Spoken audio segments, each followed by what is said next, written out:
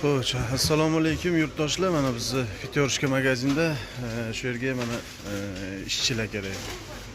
Shu toza, ozoda, akkuratni nima deydi?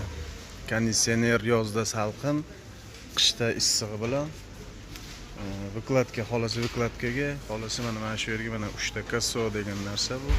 Mana shu kassoga qarab turib, mana bu yigit boshqalayotganda, mana shuni qilasiz deb shu yerda turib bersa bo'ldi. Qiladigan ishi hech qanaqa bir qiyin ish yo'q. Mana o'zimiz odamlar ishlayapti, ular ham shu xolasa outstaff, xolasa ofitsialni.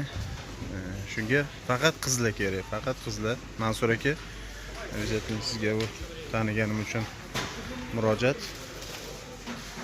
Bitta emas, magazinimiz yaqin-yaqin, bir-biriga yaqin-yaqin atrofda magazinlar, hammasi yangi. Bular davlatniki emas, bular hammasi xususiy magazinlar.